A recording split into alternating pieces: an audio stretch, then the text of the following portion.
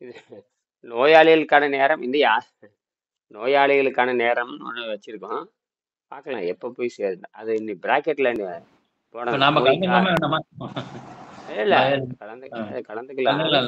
ஆ, அது பின்னாடி அடைப்புக்குறில போட்டு அப்படியே ஒரு ம். செய்தி கொடுத்து அனுப்பணும். இந்த மாதிரி நோய் அது சரி. இருக்கிறவங்க இப்ப நாம தத்துவ நேரம் பேசிட்டு இருக்கிறோம். இப்ப ம். அது அவங்க புரிஞ்சுக்கிட்டாங்கன்னா அவங்க நோயை பத்தி கேட்கலாம். அந்த நோய் இருக்கிறவங்க கேட்கலாம். ம், ம், அப்படி ம். ஒன்று கொண்டுட்டு போகணும் இல்லையா? கண்டிப்பா, கண்டிப்பா. இப்ப கூட ஒருத்தர் இந்த ஐடி இன்ஜினியரிங் கிட்ட பேசினாரு. ம். சென்னை ஐடியில் முடிச்சவர், அவர் கோயம்புத்தூர் இருக்காரு. அவர்கிட்ட பேசினாரு, நான் இந்த கலந்துக்கலன்னு இருக்கிறேன் வாங்க அப்படின்னு இருக்கிறேன். அவர் இந்த மின்சாரம் தயாரிக்கிறதை பத்தி அனுப்பிச்சிருந்தேன். சென்னை ஐஐடி இன்ஜினியர் அவர். அட்வான்ஸ்டு செராமிக்ல பண்றாரு. இஸ்ரோக்குள்ள அவர் சப்ளை பண்றாரு. அப்புறம் அவர் வாட்ஸ்அப்ல பேசி அனுப்பிச்சிருந்தேன். கூப்பிட்டுருந்தாரு. அப்ப 12 மணிக்கு வகுப்பு எடுக்கிற பேசிட்டு இருந்தேன். அப்புறம் நான் கலந்துக்கிறேன், உங்களுக்கு அடுத்த மாசம் நான் கலந்துக்கிறேன் அப்படின்னாரு. வாங்க நேரில் பார்க்கலாம். அந்த மின்சாரத்தை பத்தி பேசியிருந்தாரு அவர்கிட்ட. அவரு வாங்க அப்புறம் அப்படியே கூப்பிட்டாரு. ஏன்னா செய்தி அனுப்பிச்சிட்டே இருந்த அவருக்கு. பார்த்தாரு, புத்தகம் அவர் கையில வாங்கி வச்சிருக்காரு. அந்த மாதிரி விஞ்ஞானிகளே சேரணும். அது ஐடி இன்ஜினியர் அவங்கெல்லாம் வந்தாங்கன்னா நல்லதா இருக்கும். அப்ப நாமளும் கிராஸ் செக் பண்ணிக்க முடியும் ஒவ்வொரு விஷயத்தையும். விஞ்ஞானிகளும் சேர்ந்ததுன்னா தான் விஞ்ஞானிகள் வரணுங்க. விஞ்ஞானிகள் வரணும். இன்ஜினியர்கள் வரணும். விஞ்ஞானிகள் வரணும். மருத்துவர்கள் விட்டு தள்ளுங்க. அவனுங்களை வராட்டி பரவாயில்ல. ஆமா. அவனுக்கு நமக்கு மருத்துவம் பொழப்புக்கிட்டு போயிரு அவனுக்கு. ம், ம். அவனுக்கு நோய் வந்துட்டு மாட்டிக்குவானுங்க. இப்ப அங்க பிரச்சனை என்னன்னா, அவனுக்கு நோய் வந்து எங்க வைத்திக்கு போவீங்க? நோய் எல்லாத்துக்கும் காமனானது தானே, எல்லாத்துக்குமே வருது. ஆமா, நீ ஆகாரம் திங்கிறவன் தானே, சாதாரண உணவு திங்கிறவன் தானே. உனக்கு விரதம் இருந்தா நோய் நல்லாகுது, பழங்கால பழக்கம். விரதம் எப்படி தொடங்குறது, எப்படி முடிக்கணும், அது வேற தெரியணும் இல்ல. விரதத்தை எப்படி தொடங்கணும், எப்படி முடிக்கணும்னு விதி இருக்கா இல்லையா? ஆமா. அது தெரியாம விரதம் சொல்லிட்டு தின்னுட்டே இருந்தா, விரதம் சொல்லிட்டு பழங்கள் சாப்பிடுறது அதே அடிப்படை தப்பு. விரதம்னா தண்ணீர் தான் விரதம். ட்ரை ஃபாஸ்டிங் தப்பு. ட்ரை ஃபாஸ்டிங் உடம்பு கெட்டு போடும். அது அந்த மழை வெளியே போகாது. சிறுநீர் அந்த உள்ள இருக்கிற விஷத்தை தண்ணீர் மூலமாகத்தான் ரத்தத்தை விட்டு வெளியேற்றணும். அசுத்தமாக இருக்கிற ரத்தத்தை போற தண்ணி இப்ப உணவு நிறுத்தினுடைய விஷம் வெளியே போறதுக்கு பார்க்கும். விஷம் வெளியே போறதுக்கு உதவி செய்யணும். தண்ணீர் வச்சுதான் அது வெளியே போறதுக்கு உதவி செய்யணும். இந்த விஷம் உள்ள இருந்து கொண்டு போடும். அடி சாயங்காலம் சாப்பிட்டுக்கிறேன். ஆனால் அந்த பகல் பூரா அந்த பகல் பூரா நீங்க நீர் பயிற்சி செய்யறப்ப ரத்தத்திற்கு இந்த விஷம் வெளியே போயாகும். அது தெரியாது உங்களுக்கு. அதனாலதான் நோன்பு யாரும் இருக்கிறது இல்லை. நோன்புக்கான நோன்பு இருக்கிற கூறிய அறிவு இருக்கிறவங்க தான் நோன்பு இருக்க முடியும். அது எனர்ஜி எங்க இருந்து வர்றதான் கேள்வி. நோன்பு இருக்கலாங்கிறத விட நோன்பு இருக்கிற சக்தி எங்க இருந்து வருது அப்படின்னு கேள்வி இது வரைக்கும் எவனும் கேட்டதே இல்லை. மதவாதிகளும் கேட்டதில்லை. மதவாதிகளும் கேட்க மாட்டானுங்க. கேட்டாங்க முன்னாடி கொடுக்குற ஆசிரியர் கேட்டிருக்கணுமே இல்லையா? கேட்கவே இல்லை. இயேசு நாளையும் யாரும் கேட்கல, நபிகள்கிட்ட யாரும் கேட்கல. சரி, நோன்பு இருக்கிற சக்தி எங்க இருந்துன்னு கேட்டது அவர் சொல்லியிருக்கணும். இந்த நோன்பு வந்து ஏங்க, இப்ப இந்த நோன்புங்கிறது வந்து மனிதனா உற்பத்தி பண்ணிட்டு தான் அல்லது அந்த யாருக்காக நோன்பு இருக்கிறாங்களோ அவங்க உற்பத்தி பண்ணதுங்களா? நோன்பு உடம்பு இருந்து சுத்தமாகுது, ஆரோக்கியம் வருதுன்னு கண்டுபிடிச்சுதான் எழுதுறாங்க. அது அறிவியலா காமிச்சது ஜெர்மானியர் தான். அறிவியலா காமிச்சவர் ஜெர்மானியர் தான். அது வரைக்கும் 2000 ஆண்டு யாருக்கும் தெரியாது, 3000 ஆண்டு யாருக்கும் தெரியாது. சித்தர்கள் குறிப்புகள் எழுதிட்டு போனாங்க. இவங்க ஆழ்ந்த புலமை இல்லாதனால சித்தர்களை புரிந்து கொள்ள முடியல. ஆழ்ந்த புலமை இல்லாதனால செய்முறை தெரியாதனால அது மேல்நிலை. சுத்தப்படுத்துறது மேல்நிலை. அதை திருவள்ளுவர் எழுதுறத தப்பா எழுதிட்டாங்க. செய்முறையே செஞ்சு காட்டல. உரை எழுதுறப்ப தப்பா எழுதிட்டேன். செய்முறையே இல்லாத கூட எப்படி செய்வீங்க? இப்ப வெள்ளைக்காரனே செய்முறை செஞ்சு காட்டலைங்க. வெள்ளைக்காரனே இந்தியாவில பள்ளிக்கூடம் நடத்த போறோம். எங்கேயுமே செய்முறையே சொல்லித்தரல. வெள்ளைக்காரனே சொல்லித்தரல. வெள்ளைக்காரனே இந்தியா பூரா பள்ளிக்கூடம் நடத்தலாம். 50 பள்ளிக்கூடம் நடத்தலாம். சர்சிவராமனே வெள்ளைக்காரன் பள்ளிக்கூடத்தில் படிச்சவர் தான். கடைசியில வெள்ளைக்காரன் பள்ளிக்கூடத்தில் படிச்சு பணக்காரன் தான் போவாங்க. என்னது பணக்காரன் தான் போவாங்க. அது பேர் கான்வென்ட்னு பேர். என்னது கான்வென்ட்? கான்வென்ட் போற ஜெயலலிதா கான்வென்ட் தான் படிச்சா. ஆமா ஆமா. அப்புறம் பணக்காரன் தானே போக முடியும். ஆனா இதை கண்டுபிடிச்சவர் ஆனா நல்ல வேலை ஜெகதீஷ் சந்திரபோஸ் அவங்க அப்பா பணக்காரன் படிக்கிற வெள்ளைக்காரன் கல்வியோட சேர்த்தக்கூடாதுங்கிறக்க அங்கே கிராம பள்ளிக்கூடத்துல சேர்த்து படிச்சேன். ஆனா பயங்கர அறிவாளி அவர் பையன். அப்புறம் ம். தான் அறிவை பார்த்துட்டு தான் அவர் நேரடியாக இங்கிலாந்து அனுப்புறாரு. அங்க போய் பார்த்தா தான் தெரியுது, ம். அங்கதான் செய்முறை கல்வி நடத்துறானுங்க. அதே ம். வெள்ளைக்காரன் இங்க நடத்தும் பொழுது ம். அஹ், மதிப்பெண் கல்வி நடத்திட்டு என்ன இவனுக்கு குமாசா ரெடி பண்ணணும் இல்லையா, அதுக்காக தான் அவன் பண்ணியிருக்கான். ம். ம். ம். பாடத்திட்டத்தை சொல்லி கொடுக்கறது உனக்கு சம்பளம் மட்டும் கொடுப்பேன். அதாவது ம். பாடத்திட்டத்தை செஞ்சு கண்டுபிடிச்சி நீ அறிவாளி ஆகுறது சொல்ற விட்டு போட்டு நீ ம். பாடத்தை படிச்சதுக்கு அப்புறம் எனக்கு வந்து எங்க வேலைக்கு சேர்ந்து கொண்டுட்டான். என்னது, பாடத்தை படிச்சு பின்னாடி என் பையனை சேர்த்துக்கிட்டான். வேலைக்கு சேர்ந்துக்கிட்டு சொல்லிட்டான். ம். ஓ. ம். யாரு, வெள்ளைக்காரன் என்ன சொல்றான், பாடத்தை படிச்சுக்கோ, பாஸ் மார்க் வாங்கிட்டு நான் என்ற நிறுவனத்துல இருந்து வேலைக்கு சேர்ந்துக்கான்ட்டான். வேலைக்கு சேர்ந்துக்கிட்டான். நீங்க படிச்சது போய் செஞ்சு காட்டுன்னு சொல்லவே இல்லை. படிச்சது போய் ம். அங்க இந்தியா மாட்டிச்சு. அங்கதான் அந்த விஷத்தை ஆரம்பிச்சான் வெள்ளைக்காரன். அதான். இதை நேர்ல போய் பாக்குறாரு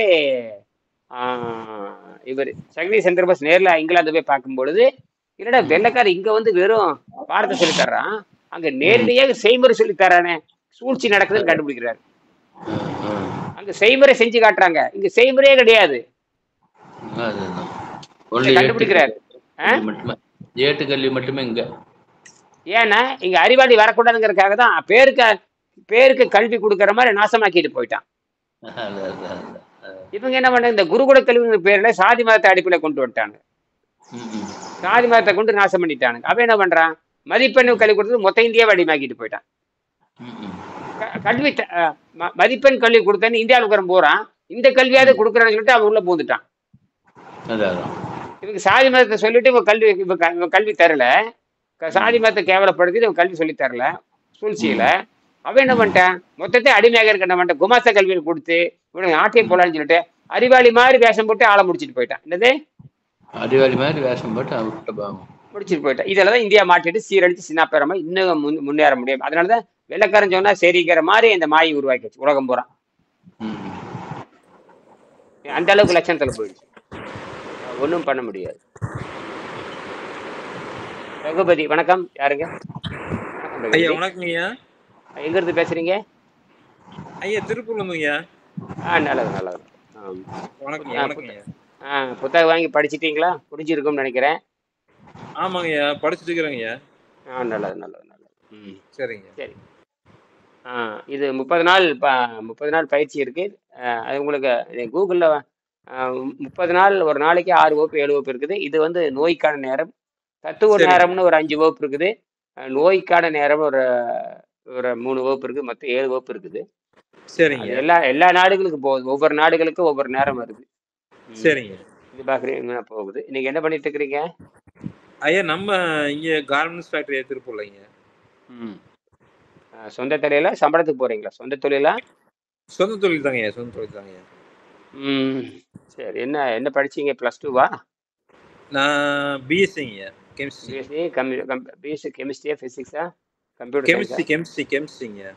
ஓ, கெமிஸ்ட்ரியில் பூந்துட்டு கெமிஸ்ட்ரி செய்யாம பனி நெய்யறதுக்கு போயிட்டீங்க. பனி டையிங்க கார்மெண்ட்ஸா? இல்லைங்க, நம்ம கார்மெண்ட்ஸ் தயார் பண்றதாங்க. ஏன் கெமிஸ்ட்ரி முடிச்சுட்டு கெமிஸ்ட்ரிக்கு போகாம விட்டீங்க? ஏற்கனவே அப்பா தொழில் பண்ணிட்டு இருந்தாருங்க ஐயா. அப்படியே எவ்வளோ வந்து அப்ப படிச்சது வேற, செய்யறது வேறயா? ஐயா, படிக்கிறது வந்து நம்ம தொழிலுக்காக படிக்கிறது இல்லைங்களே, ஏதோ கொஞ்சம் தெரிஞ்சுக்கலாம். என்ன? ஓ, அறிவுக்காக தான் படிச்சிருக்கிறீங்க இல்லையா? அறிவை பெறுவது படிச்சதுக்கு ஐயா, படிச்சதுக்கு அப்புறம் தான் தெரிஞ்சது ஒண்ணும் இல்லை அப்படின்னு. படிப்பதே அறிவு பெறுவதற்கு தானே. அதையாவது பெற்று அப்ப அந்த அறிவை பெறுவதற்கு தான் படிக்கிறது. நல்ல வேலை ஏதோ தொழில் செஞ்சு நல்லதா போச்சு. ஆனா படிச்சபடி நடக்கணுங்கிறதான விஷயமே. ஆமாங்க. அது செய்யலைன்னா பெண் அர்த்தம். அதை கேள்ல வள்ளுவர் அப்படிதான் சொல்ல, படிச்சா அதன்படி நட. இவனுக்கு மட்டும் படிச்சா சம்பளம் வரும்னு சொல்லிட்டு உலகத்தை கெடுத்துட்டு போயிட்டானுங்க. நீங்கயாவது தொழிலுக்கு வந்துட்டீங்க. தொழிலுக்கு வந்தங்காட்டி எதுவும் உற்பத்தி பண்றீங்க. ஆனால் படிச்சா அறிவு வருதுன்னு சொல்றது விட்டு போட்டு படிச்சா அடிமையாகலன்னு வெள்ளைக்காரன் சொன்னது கப்புன்னு பிடிச்சிட்டானுங்க. எல்லாரும் இங்கிருந்து எல்லாரும் போறோம், அடிமையா உட்காந்துட்டு நாசமா போயிட்டானுங்க எல்லாருமே. அதனாலதான் இந்தியா முன்னேறாம இருக்கு. வெள்ளைக்காரனோட சூழ்ச்சியில எல்லாரும் மாட்டிக்கிட்டாங்க. வெள்ளைக்காரன் பண்ற சூழ்ச்சி எல்லாரும் மாட்டிக்கிட்டாங்க. வெள்ளைக்காரன் சூழ்ச்சியில அவன் என்ன பண்றானா, செய்முறை கல்வி அவன் சொல்லியே கொடுக்க மாட்டேன்ட்டான்.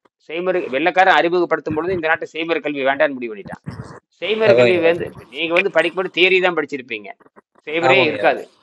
அது செய்முறை இருக்கவே இருக்காது. வெள்ளைக்காரன் காலத்திலேயே வெள்ளைக்காரன் நடத்துற கான்வென்ட்லயே செய்முறை சொல்லி தர மாட்டான். ஏன்னா எவனாச்சும் அறிவாளி ஆயிட்டா வம்பா போயிடுன்னு வெள்ளைக்காரன் நடத்திய கான்வென்ட்டிலேயே வந்து யாருக்கும் செய்முறை கல்வி கிடையாது.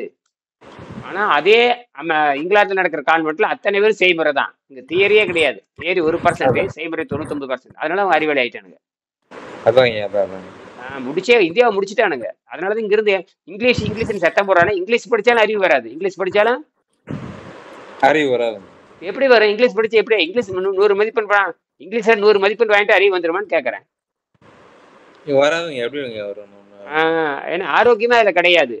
அதனாலதான் சொல்றேன், அடிமையை மாட்டி எம்சிஏ படிச்சுட்டு போய் அமெரிக்காவுக்கு போயிடுறது, எம்டெக் படிச்சுட்டு அமெரிக்காவுக்கு போயிடுறது, பிடெக் படிச்சுட்டு அங்க போயிடுறது, பிஎஸ்சி கம்ப்யூட்டர் சயின்ஸ் படிச்சுட்டு இங்கிலாந்துல போய் அடிமையா இருக்கிறது. இதுல அடிமைகளுக்கு தான் போயிருக்கானுங்க. அது மொத்தமா இங்க அடிமையாக்கி விட்டான். அதாவது நீ இங்கிலாந்தே வர வேண்டாம், நீ இந்தியாவுக்கு வந்துட்டு 24 மணி நேரம் வேலை செய்யிட்டான். ரொம்ப கொடுமைங்க இது. இப்ப 24 மணி நேரம் மாட்டிக்கிட்டானுங்க எல்லாருமே. இந்தியாவுக்கு அத்தனை பேருமே வெள்ளைக்காரனுக்கு அடிமை. வெள்ளைக்காரன் துரத்தனவே தவிர அவன் இன்டர்நெட் மூலம் உள்ள வந்து மொத்தம் இந்தியாவில் அடிமையாக்கிட்டான். யாரு 16 மணி நேரம் வேலை செய்யறானுங்க எல்லாருமே. கொடுமைங்க. வீட்டுக்குள்ள கொண்டது யாருக்கு தெரியும்? கொடுமை. எல்லாம் மாரடைப்புல சாகுறது, கொழுப்பு திங்கிறது, 3 மணிக்கு பிரியாணி திங்கிறது ரொம்ப மோசமா போயிடுச்சு. ராத்திரி 3 மணிக்கு இறைச்சி சாப்பிட்றானே இவனெல்லாம் என்ன பண்றது? நாசமா போச்சு. சரி, பரவாயில்ல. ஆகையனால எப்படி உங்களுக்கு இதுல வந்தீங்க? எப்படி செய்தி உங்களுக்கு எப்படி தெரிஞ்சது நடக்கிறது? வாட்ஸ்அப் குரூப்ல இருக்கிறாங்க. டெலகிராம்ல வாங்க. டெலகிராம்ல இப்ப வாட்ஸ்அப் பயன்படுத்துறதுல பரவாயில்ல. டெலகிராம்ல வந்தீங்கன்னா எல்லா செய்தியும் இருக்கு. பழைய 500 600 700 வீடியோ இருக்கு. யூடியூப்ல கிட்டத்தட்ட 400 வீடியோ இருக்கு. விவாதங்கள் போயிட்டு இருக்கு. இப்ப எல்லாரும் இது மருத்துவராகிறது தான் இது விஷயமே. மருத்துவராகி நல்ல வழியில பணம் சம்பாதிக்கிற முயற்சி. மருத்துவராகிறதுக்கான முயற்சி. இது மருத்துவருக்கான பயிற்சிங்க. இது தெரிஞ்சுட்டு நீங்க மருத்துவராகி எல்லாத்துக்கும் மருத்துவம் பார்க்கணும். அதுக்கான கல்வி முறை. இதே நான் சொல்லி கொடுத்துட்டு இது எப்படி சம்பாதிக்கிற முறை கிடையாது. நீங்க மருத்துவராகி இதன் மூலமா நீங்க சம்பாதிச்சு காட்டணும். அதுக்கான மருத்துவ முறை இது. எல்லா நோயும் நீங்க வென்று விடலாம். இது முக்தி நிலை கொண்டு போகுது. சுத்தமாகிறப்ப தானாவே முக்தி நிலைக்கு போகுது. எந்த உடற்பயிற்சி, எந்த மூச்சு பயிற்சி, எந்த ஆசனம், எந்த கோயில், எந்த கருமாந்திரத்துக்கு போக தேவையில்லை. எந்த கருமாந்திரத்துக்கு போக தேவையில்லை, எந்த மன்றத்துக்கும் போக தேவையில்லை, எந்த யோக மன்றத்துக்கும் போக தேவையில்லை, எந்த பக்தி மார்க்கும் தேவையில்லை, எந்த கர்ம மார்க்கும் தேவையில்லை, எந்த ஞான மார்க்கும் தேவையில்லை. ஒன்லி செய்முறை மார்க்கம் தான். செய்முறை செய்கின்ற பொழுது தானாவே முக்தி கொண்டு போயிடும். சுத்தமாகுது. இனப்பெருக்கம் பண்ணலாம். 100 வயசுல இனப்பெருக்கம் பண்ணலாம், 200 வயசுல இனப்பெருக்கம் பண்ணலாம். இந்த அளவுக்கு இது பியூரா மாறுது. அந்த அளவுக்கு பியூரா மாறினாலதான் நான் என்ன வேணும் தொடர்ந்து இது வகுப்பு நடத்தி என்னோட நோக்கம் வந்து எல்லாரும் கத்துக்கிட்டு பொருள் ஈட்டணும். இது தொழிலா கொண்டுட்டு வரோம். தொழிலா கொண்டு வரும். ப்ராஜெக்ட் ஒரு ஹெவியா இருக்கும். இது வந்து வெளிநாட்டுக்காரங்க ஐயா இதை கத்துக்கணும்னு இந்த மருத்துவத்தை கத்துக்கணும்னா நீங்க வந்து அலோபதி நேச்சுரோபதி என்னென்னமோ இருக்கு. அலோபதிக்கு வந்து 2 கோடி ரூபாய் செலவு பண்ணணும். நேச்சுரோபதிக்கு 10 லட்சம் செலவு பண்ணணும். நான் என்ன வெறும் இன்னும் 5 லட்சம் வச்சிருக்கேன். வெளிநாட்டுக்காரனுக்கு, இந்தியாக்காரனுக்கு 2 லட்சம் வச்சிருக்கிறேன். அதை 10ஆ பிரிச்சிருக்கிறேன். அதுவே அந்த முதல் மாசம் ஒழுங்கா படிச்சாட்டு அடுத்த மாசம் இல்லைன்னா அவனை துரத்தி விட்டுருவேன். பணமே வேண்டான்னு திருப்பி எடுத்துட்டு போடான்ருவேன். நீ வந்து தகுதி இல்லை, நீ என்னது தகுதி இல்லை அப்படின்னு. அதனால வந்து இது எப்படின்னா 10ஆ பிரிக்கிறேன். 2 மணி நாள் அந்த கட்டணத்தை பத்தி எல்லாத்துக்கும் சொல்லி கொடுத்துட்டு இருக்கிறேன். இப்படித்தான் எல்லாரும் கட்டணம் கட்டி படிக்கணும் அப்படின்னு சொல்லி இருக்கிறேன். அது வந்து 10 மாசத்துக்கு 2 லட்சம்னு வச்சிருக்கிறேன். முதல் மாசம் 20 நாள் கட்டி படிக்கணும். அந்த முதல் மாசத்துல 30 நாள் 30 நாள்ல சொல்ற மாதிரி அவன் செய்யணும். அப்படி செஞ்சுட்டானா மிச்சம் அவங்க 9 மாசம் அவன் பணம் கட்ட தேவையில்லை. ப்ரொமோஷன், அவங்களுக்கு ப்ரொமோஷன் கொடுத்தாச்சு. அதாவது ப்ரொமோஷன், நீ வந்து நல்லா பண்ணிட்ட, அதனால உனக்கு பணம் கட்ட தேவையில்லை அப்படின்னு. ஒழுங்கா பண்ணல அப்படின்னா 2ஆவது மாசம். முதல் மாசத்துல எல்லாம் சொல்லி கொடுத்துருவேன். முதல் மாசத்துல எல்லாமே வந்துருங்க. எல்லாம் சொல்லி கொடுத்துருவேன். ப்ராஜெக்ட் ரிப்போர்ட் எப்படி செய்யணும், மெடிக்கல் ரிப்போர்ட் எப்படி எடுக்கணும், நோன்பு எப்படி இருக்கணும், நோன்பு எப்படி முடிக்கணும், விருப்பப்பட்ட என்ன சாப்பிடணும், சாப்பிட்டதுக்கு அப்புறம் உடம்பு என்ன ஆகுது எல்லாம் சொல்லி கொடுத்துருவேன். 25 வருஷம் அனுபவத்தை அந்த 30 நாள்ல சொல்லி கொடுத்துருவேன். தனிப்பட்ட முறையோட அவனுக்கு வந்து வகுப்பு எடுப்பேன். இது வந்து பொதுவான வகுப்பு. இது நீங்க வந்தங்காட்டி சொல்றேன். இல்லைன்னா அப்புறம் அவருக்கு இந்த வகுப்பு எடுத்துட்டு இருப்பேன். அவரெல்லாம் வந்து கடந்த 6 மாசமா கவனிச்சுட்டு இருக்கிறாங்க. இது தத்துவ வகுப்பு போச்சு. நீங்க உள்ளதை பார்த்தோன்னே சொல்றேன். சரிங்க சரி நீங்க அப்படி விருப்பம் இருந்தா அப்படி சேரலாம், இல்லாட்டி கவனிக்கலாம். புரியுதா? ம். சரிங்க சரி கவனிக்கிறதுக்குன்னு ஒரு நன்கொடை வச்சிருக்கேன். ஒரு 3000 நன்கொடை வச்சிருக்கேன். அதை செலுத்திட்டு சரிங்க எனக்கு சரி 30 நாள் நீங்க இலவசமா வரலாம். 150 வகுப்பு இருக்கு. மாசத்துக்கு 150 வகுப்பு இருக்கு. முதல்ல சரிங்க கடுமையான நோய் இருக்கிறவங்க வந்து கேள்வி கேட்கலாம். கடுமையான நோய் இருக்கிறவங்க, லட்சக்கணக்கில் செலவு சரி பண்ணி தீர்க்க முடியாதவங்க வரலாம். ஏன்னா லட்சக்கணக்கில் செலவு பண்ணா நோய் நல்லாகுதுங்கிறது வெள்ளைக்காரன் தெளிவா சொல்லிட்டேன். எந்த நோயும் குணமாக்க முடியாது அப்படின்னு சொல்லிட்டேன். அதாங்க அதான் அதான் அதனால இதுதான் இது வந்து பரிணாம அறிவியல். ஆனா இது வந்து ஆசிரியர் இல்லாம செஞ்சாங்கன்னா அவ்வளவுதான், ரொம்ப கஷ்டம். ஆசிரியர் இல்லாம செய்யவே கூடாது. அதாங்க அதான் அதான் ஆனா என்ன பண்ணிட்டேன், ஆசிரியர் இல்லாம செய்யற அளவுக்கு தைரியத்தை வளர்த்து விட்டேன். இது வந்து இப்படித்தான் பேசுறேன், இப்படித்தான் எல்லாம் எல்லாம் ஓப்பனாவே திறந்த மனசோட பேசியாச்சு. இப்படிதான் சுத்தப்படுத்தணும், இப்படிதான் பண்ணணும். சரிங்க பசி சரி வந்து கட்டுப்படுத்தாம, பசி தான் மரணத்தை உருவாக்குது. அதுக்கு வந்து அந்த பசி மரணத்தை உருவாக்குது.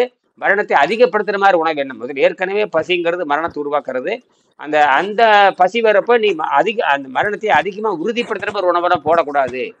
இதெல்லாம் இயற்கையில் அதாங்க இருக்குது. இந்த அதான் பழக்க வழக்கத்தினால அவன் என்ன பண்றான்னா, இந்த பசிக்கு விவரம் தெரியறதில்ல, பசிக்கு என்ன சாப்பிடணும்னு தெரியாம என்ன பண்ணிட்டான், நோய் அதிகமாகி கடைசியில் ஆஸ்பத்திரியில் போய் செத்து போயிடுறான்.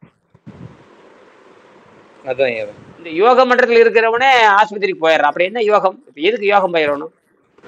அதாங்க அதாங்க யோக மன்றத்தில் இருக்கிற போது ஆஸ்பத்திரிக்கு போறேன். எல்லாரும் யோகத்தை பத்தி பேசுறாங்க. குண்டலி யோகம், மண்டலி யோகம்னு சொல்றாங்க. கடைசியில் எங்கடா செத்து போனான்னா ஆஸ்பத்திரியிலே செத்து போயிட்டான். அப்ப என்ன வெங்காயத்துக்கு யோகம் பழகுறீங்கன்னு தெரியல. யோகம் பழகுனா மூளையும் நரம்பு ரத்தம் சுத்தமாகணும், இழைச்சிருக்கணும். அவனுக்கு மனஜாலம் இருக்கக்கூடாது, அவனை சுத்தி யாரும் இருக்கக்கூடாது. எவ்வளவு விஷயம் இருக்கு. அதை விட்டு போட்டு அதை மூக்கு பயிற்சி பண்ணி, காற்று பயிற்சி பண்ணி, சுவாச பயிற்சி பண்ணு, அப்புறம் வந்து என்னது காற்று பயிற்சிக்கு என்னமோ சொல்றாங்க, அந்த பயிற்சி பண்ணு, சர சரப்பயிற்சி பிராணாயாமம் சரப்பயிற்சி பண்ணு, சரப்பயிற்சி, சரவண பயிற்சி, சரப்பயிற்சி, காற்று சரம்னு சொல்றான். என்னென்ன காற்று பயிற்சி என்னென்னமோ சொல்றானே. ம் சொல்ற கடைசியில் எங்கடா போறான்னு கேட்டீங்கன்னா பக்தி சரகலை மார்க். சொல்லுங்க. சரகலை அப்படின்னு சொல்லுவாங்க. சரகலை பயிற்சின்னு சொல்றான், சுவாச பயிற்சின்னு சொல்றான், அப்படின்னு சொல்லிட்டு எதுவுமே பண்றான். அது நிறைய இருக்கு. சுவாச பயிற்சியில் எத்தனையோ பேரெல்லாம் மாத்தி மாத்தி வச்சிருக்கானுங்க. பேர் ஒண்ணுதான். அது அதான் முதல்ல அந்த நியமம் காற்று பயிற்சியே 4வது நிலையில வருது. காற்று பயிற்சிங்கிறது 4வதுல வருது. 1வதும் தெரியாது, 2வதும் தெரியாது, 3வதும் தெரியாது. காற்று பயிற்சி 4வது பயிற்சி. தியான பயிற்சி 7வது பயிற்சி. பள்ளிக்கூடமே போகாம 7வது வகுப்பு போறான். எந்த பாடமும் தெரியாம 7ஆம் வகுப்பு போறான். 7ஆம் வகுப்புல எப்படி நீ வெற்றி அடைய முடியும்? 1ஆம் வகுப்பு என்னன்னே தெரியாது. இப்படிலாம் தப்பா போயிடுச்சு. யோகம் பண்றோம்னா தவறா போச்சு. அதான் சொல்றேன். அதனாலதான் சொல்றேன், இது வந்து ப்ராஜெக்ட் ஒர்க் மாதிரி செஞ்சாதான் முழுமையா கற்றுக்கொள்ள முடியும். சரிங்களா? சரிங்க சரி சரி. காலையில் என்னங்க படிச்சான் இந்த பன்னீர்செல்வம்? இந்த உண்ணா நோன்பை எப்படி முடிப்பது, அதான் முக்கியமானது. உண்ணா நோன்பு இப்ப உலகம் பூரா அந்த இப்போ உலர் நோன்பு பண்ணிட்டு இருக்காங்க எல்லாருமே. அந்த உலர் நோன்பு எப்படி தொடங்குறது, எப்படி முடிக்கிறது, நம்ம அதை பத்தி பேசுறது இல்லை. இங்க உண்ணா நோன்பு இருந்தவங்க எப்படி இறந்து போனார்கள் அப்படிங்கிறத கேள்வி. உண்ணா நோன்பு தொடங்குவதில் உண்ணா நோன்பு தொடங்குறதுல ஒன்றும் பெரிய விஷயமே கிடையாது. அது எப்படி வேணா தொடங்கிடலாம். ஆனா முடிக்கிறப்போ அது சைவ உணவை கொடுத்து மலச்சிக்கல் இல்லாமல் பார்த்து கொண்டு அவன் வயதுக்கு தகுந்த மாதிரி அவன் அசைவத்தில் இருக்கிற பழக்கமுடையவனா சைவத்தில் இருக்கிற பழக்கமுடையவனு கேட்கணும். கேட்டு அதுக்கு தகுந்த மாதிரி அந்த வந்து உள்ளே உணவு கொடுத்து இறப்பைக்குள்ள என்ன உணவு போகணும். அவன் அந்த 10 நாளா 5 நாளா அவன் பட்னி இருந்த பொழுது அங்க வந்து மலவாய் வந்து அப்படி இந்த மரக்குச்சி மாதிரி ஆப்படிச்ச குச்சி மாதிரி வந்து இறுகி போய் கிடக்குமே, அது எப்படி உடைச்சு விடணும், இதெல்லாம் தெரியாம ஒருத்தர் நீண்ட காலம் பட்டினி போடக்கூடாது. நீண்ட காலம் இது யாருக்கு? நீண்ட கால சக்கரை நோய் இருக்கிறவன், நீண்ட கால அசைவம் இருக்கிறவன். புரியுதா? சைவ உணவுல இருக்கிறவங்க டக்குன்னு நாளைக்கே முடிக்கலாம். ஆனால் கடுமையான சக்கரை நோயாளியோ அல்லது கடுமையான இறைச்சி பழக்கம் உள்ளவனுக்கு இந்த விதி. சாதாரணமா இருக்கிறவங்களுக்கு இந்த விதி கிடையாது. சாதாரண நேரடியாக நம்ம என்ன பண்ணலாம், நீர் பயிற்சி பண்ணி சாயங்காலம் ஒரு வேளை நிறைய வேக வச்சு காய்கறி சாப்பிட்டு சுத்தப்படுத்திக்கணும். அப்படி சுத்தப்படுத்திட்டே வந்தோம்னா ஒரு கட்டத்துக்கு மேல அந்த உடம்பு என்னாகுன்னா நியூட்ரலா மாறிக்குது. அப்ப பெருங்குடல் பூரா சுத்தமாயிருது. பெருங்குடல் சுத்தமாயிடுச்சு அங்க மலமே இருக்காது. பெருங்குடல் சுத்தமாயிட்டா பிரச்சனை இல்லையே. அதுக்குதான் அந்த பெருங்குடல் சுத்தமாகறதுக்கு தான். அப்ப என்ன சொல்றாங்கன்னு கேட்டீங்கன்னா, சாதாரண உணவு சாப்பிட்றவங்களுக்கு முதல்ல அந்த குடலே சுருங்கி போய் கிடக்கும். எது? பெருங்குடல் பூரா அமிலத்தன்மை அடைஞ்சு சளித்தன்மை அடைந்து சிறுசாகும் பெருசாகும் சிறுசாகும் பெருசாகுன்னு இந்த பலூன் வந்து இடையில முடிச்சு போடுற மாதிரி, இப்போ குரங்கு பால் மாதிரி இருக்கிற பலூனை இடையில முடிச்சு போட்டு குண்டு குண்டா இருக்கு பாருங்க, நடுவில் முடிச்சு போட்டிருப்பான். அப்புறம் குண்டு அந்த மாதிரி சுருங்கி போகுது, அந்த மாதிரி சுருங்கி போயிடுது. அப்ப அந்த குண்டா இருக்கிறதுல பூரா மலம் நிற்கும், ஒல்லியா இருக்கிறதுல பூரா மலம் போகாது. ஆமா. அப்படியே இருந்து இந்த வயிறு வீங்கிட்டே இருக்கு, வயிறு வீங்கிட்டே நாத்தம்னா நாத்தம் பிண வாடை அடிக்கும். ஆமா. இப்படித்தான் 100 பேத்துக்கு இருக்குது, 100க்கு 100 பேத்துக்கு இருக்குது. மலம் 100% போனன்னு சொல்லி யாருமே சொல்ல முடியாதுங்க. அது வந்து பாத்தீங்கன்னா மெயின் வந்து அதுக்கு இம்பார்ட்டன்ஸும் கொடுக்கறதில்ல மக்கள். மலம் போகணுங்கிற ஒரு இம்பார்ட்டன்ஸ் யாரும் கொடுக்கறது இல்லை. அதுதான் அவர் என்ன சொல்றாருன்னா, அவர் தான் யாரு, டாக்டர் அர்னால்ட் டெக்ரட் சொன்னார்.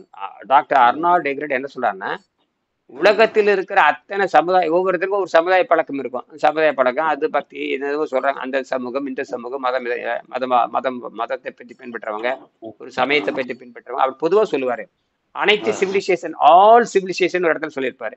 அனைத்து சிவிலைசேஷன், அனைத்து நாகரிக பழக்கத்தை, அனைத்து நாகரிகத்தையும் ஏதோ நாகரிகத்தை பின்பற்றுகின்றவர்கள் அவர்கள் கூட நீண்ட கால மலச்சிக்கல் இருக்கிறவங்க தான் எழுதுறாரு. அழகா எழுதியிருப்பாரு அதுல. அந்த இதுல அவர் என்ன எழுதியிருக்காருன்னா, all civilization people are undergoing இந்த கிரானிக் கான்ஸ்டிபேஷன் எழுதியிருப்பாரு. கிரானிக்னா நீண்ட கால மலச்சிக்கல் இருக்கிறவன் தாண்டா. அது கிரானிக் கான்ஸ்டிபேஷனே சொல்றாரு. காரணம் அந்த படத்தை சொல்ற, அந்த படம் போட்டு காட்டுறாரு. நீ சாதாரண உணவு, சாதாரண மாவு சித்தோல் உணவு சாப்பிடுகின்ற பொழுது அது முடிச்சா இருக்கு, அது குடல் வந்து முடிச்சா மாறிடுது. அதுல போய் கழிவுகள் தேங்கிக்குது. அப்ப அந்த கழிவுகள் வெளியே போகாம இருக்குது. அப்ப நிரந்தரமா 10 பவுண்டு மலத்தை பெருங்குடல் வச்சிருக்கிறாங்கிறாரு. நிரந்தரமா 10 பவுண்டு, கிட்டத்தட்ட 4 கிலோ மலத்தை அங்கங்க இந்த அதுதான் கிட்டத்தட்ட பாத்தீங்கன்னா 1.5 மீட்டர் இருக்குது. இந்த 1.5 மீட்டர் எத்தனை மீட்டர், கிட்டத்தட்ட 7 அடி 8 அடி. அந்த 8 அடி பூரா சுருங்கி பெருசு சுருங்கி விரிஞ்சு அந்த மலம்புறம் அங்கேயே இருந்து பிணமா அழுகிட்டு வருது.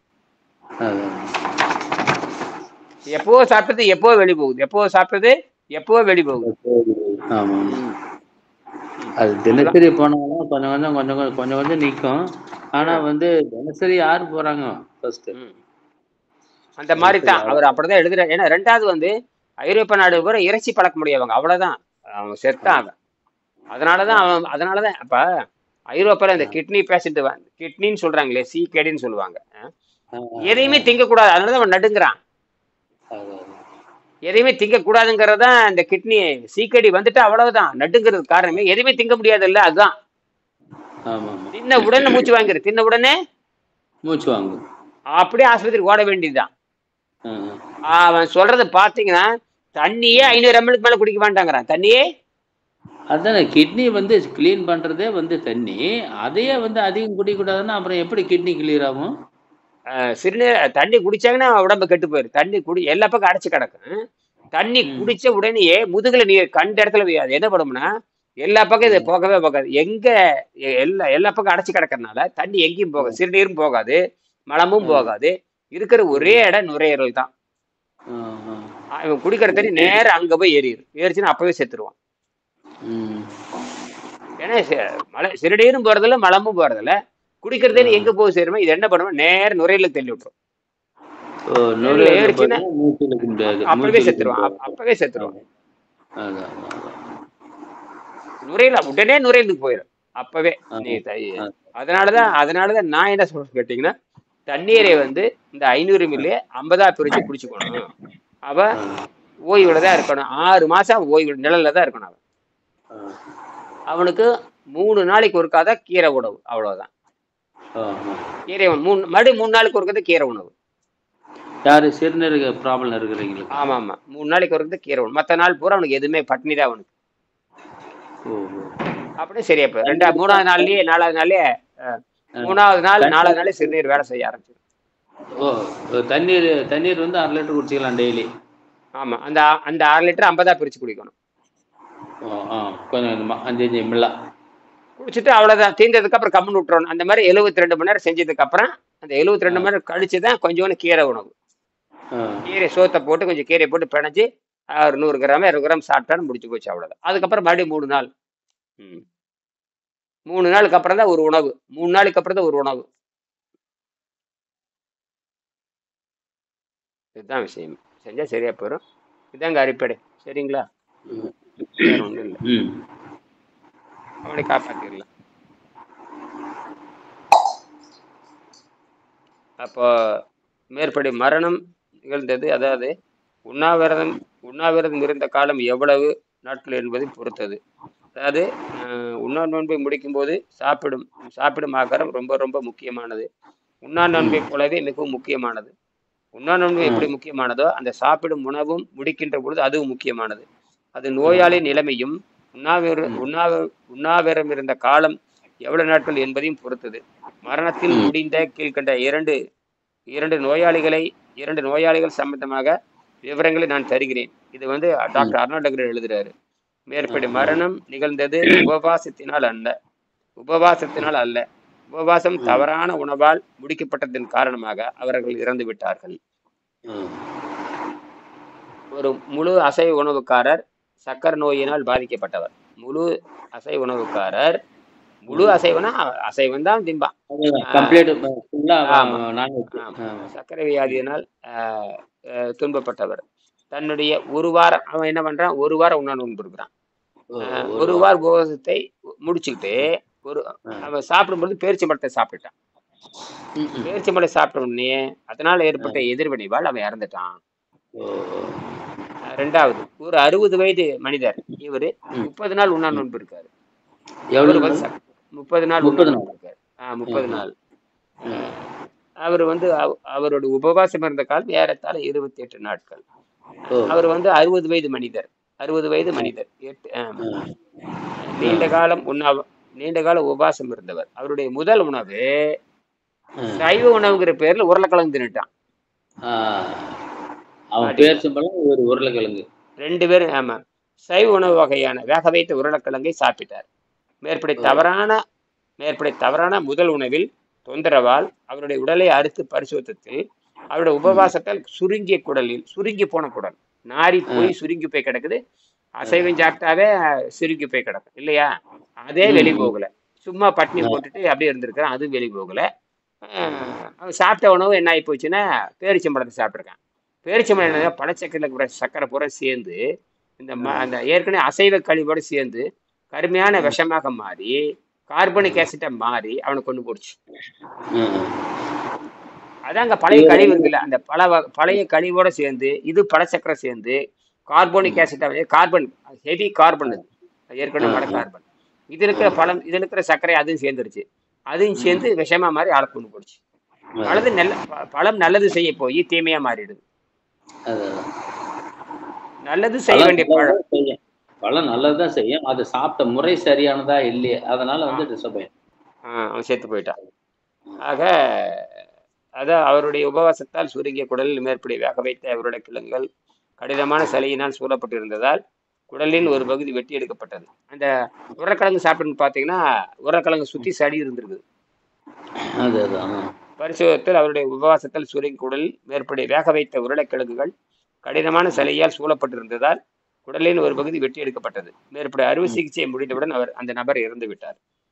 முதலாவது அப்படி இருந்தா என்ன பண்ணணும்னு கேட்டா அதுக்கு விட சொல்றாங்க.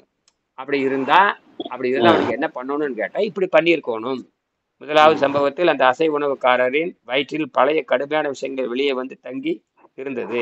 அது அடர்த்தியான பழச்சக்கரையான பேரிச்சம்பழத்தோடு சேர்ந்து கார்பானிக் அமிலமாக நுரையீரலாக பொங்கியது. பிற பழைய விஷயங்கள் சேர்த்து கொண்டதால் ஏற்கனவே பழைய விஷயங்களும் இதில் இருக்கிற பழச்சக்கரையும் ரெண்டு சேர்ந்து விஷமா மாறிடுது.